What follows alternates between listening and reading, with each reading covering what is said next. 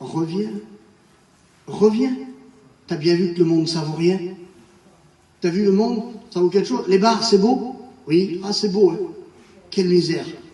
Tu manges tous tes petits sous, le lendemain tu pleures pour manger. La petite, elle te demande un bout de pain, t'as rien du tout, tu vas voir l'autre, t'as pas 20 euros. L'autre il dit j'en ai pas, va chiner mon copain. Quelle misère. T'as pas un copain. Quelle misère. Je suis à mon poste toute la nuit. Oh Jésus. Je vous dis une autre petite expérience. Et après on arrête. Je ferme la parole. Écoutez bien. Ma petite a sorti de l'opération, à cœur ouvert, aimé, toujours aimé. Alors elle avait 10 ans, c'est ça Soleil, elle avait 10 ans, elle avait une cicatrice ici, là. De là jusqu'ici. Les gardiens ont rouvert la poitrine en deux, ils ont opéré son cœur. Et à sortir de l'hôpital. Alors moi je ne savais plus comment faire, c'était... Je sais pas, moi, si elle aurait dit, tata, on va dormir, je sais pas où. Pas moi, on prend l'avion, vous voyez ma petite. Elle m'a remis dans le crédit jusqu'à là pour... Vous avez compris, c'est ma petite. Et puis elle a dit, puis moi je la vois triste, à regarder les autres enfants et à se regarder à elle. Ah, j'ai dit, mais on va se promener. Allez, j'ai dit, on y va. Puis moi, découragé, elle aura une puissance. Vous savez, des fois, on ne veut pas faire voir. Oui, on rigole toute la journée. Mais en vrai, le cœur dans nous est en miettes. Et là, à ce moment-là, j'étais en miettes. Et avant de monter dans le camion, je dis, Seigneur, je veux faire une expérience avec toi aujourd'hui. Vous croyez que le Seigneur m'a écouté? Alors écoutez bien. Je roule. Je dis, mais tu veux y aller où? Je sais pas, tata, où tu veux. Je dis, tiens, on va au magasin. Allez. Je roule au magasin, puis on passe toujours à un endroit, nous, pour éviter les poulets. Pour éviter les poulets. On passe d'un autre endroit, et puis tout d'un coup, la petite, elle allume le poste, là. Clac. Elle allume le cassette, et là, c'est un garjo qui chante dedans. Des machins de rappeurs. Ça, j'aime bien, tu sais. Elle allume ça, j'ai aimé. T'es une chrétienne, toi? Oui. J'ai dit, qu'est-ce qu'un chrétien écoute? Elle dit, des cantiques. Oui. J'attends un petit peu, et j'y redis. Mais, qu'est-ce qu'un chrétien écoute? Et voilà qu'elle s'énerve, elle dit, ben, écoutez bien, des cantiques, des témoignages, et une prédication. Ben, j'ai dit, toi, pourquoi tu écoutes ça? J'ouvre mon carreau, je sors le CD, là, je le mets dans le côté de ma porte, je prends un CD de cantique, je le mets, à la première cantique, je le sors, je le jette pas le carreau. J'ai tout fait à l'envers.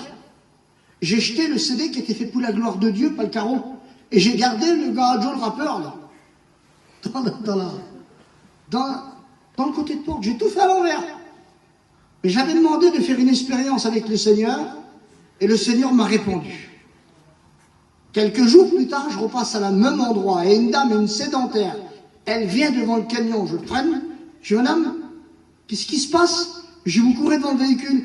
Elle dit, monsieur, vous avez passé il y a quelques jours. Oui, madame, je passe souvent ici. Elle dit, oui, j'ai reconnu le véhicule. Et vous avez jeté quelque chose, pas le carreau. Ah, mais je pensais, je suis mort. C'est vrai, madame? J'ai jeté quelque chose, pas le carreau. Je dis, madame, excusez-moi. Elle dit, monsieur, je vous remercie que vous l'avez jeté. Alors, me voilà intrigué. Je dis, madame, pourquoi vous me remerciez? J'ai jeté quelque chose chez vous. Elle dit, monsieur, je vais vous expliquer. Je mets le camion sur le côté. Elle dit, vous savez, mes enfants, plus de respect. Mon mari, j'étais sous le bord du divorce. Mon travail, ça n'y allait plus. Alors vous savez ce que je voulais faire? Je voulais me donner la mort. Et j'ai monté en haut de ma maison et j'ai ouvert la fenêtre, prête à me jeter en bas. Il y a quelque chose qui a été jeté. Ça m'a tellement intrigué que j'ai descendu pour le chercher. La parole de Dieu, ça intrigue. Ah oui, ça l'attire. Ah oui, ça donne soif. La Gadji, elle a descendu, puis elle a cherché. Elle a cherché. Alors, je l'imagine un petit peu. Puis, dans la Bible, il y a un texte. Il y a une femme qui doit se marier, mais elle perd une pièce. Et puis, elle se dit, comment je vais faire pour la pièce? Pas de pièce, pas de mariage. Comment je vais faire? Alors, elle va faire quelque chose. Elle va déplacer les meubles, elle va prendre son balai et elle va nettoyer. Et quand elle va trouver la pièce, elle va appeler tout le monde pour se réjouir. Ça m'a fait penser à ça, Gandhi. La Gandhi a dit, je l'ai trouvé. Je l'ai cherché, je l'ai trouvé. Et regardez, pour dire, elle l'a trouvé, elle aurait pu le jeter, puis monter en haut et puis sauter, mettons. Non. Ah non, elle l'a trouvé, elle. Alors, elle a dit, j'ai rentré chez moi, j'ai allumé mon appareil et je l'ai écouté.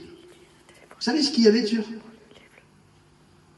Un témoignage, un cantique et une prédication. Le Seigneur connaît tout. Il te connaît ce que tu penses là tout de suite. Là. Seigneur, tu ne peux pas me répondre à moi aussi. Alors. Si, c'est ce qu'il a fait un jour. Il a monté ça pour toi. Il a monté sur la croix pour toi. Alors tu te dis, mais Seigneur, tu veux nous donner aussi une place à moi? Oui. Mais est-ce que toi, tu l'avais la place? Est-ce que tu veux recevoir du Seigneur ce soir? Est-ce que tu veux faire des expériences? Est-ce que tu veux t'approcher de Jésus? J'aimerais qu'on prie le Seigneur bien-aimé. Je n'ai pas été long avec vous, mais j'ai voulu vous faire comprendre quelque chose. C'est que si on ne veille pas sur notre vie,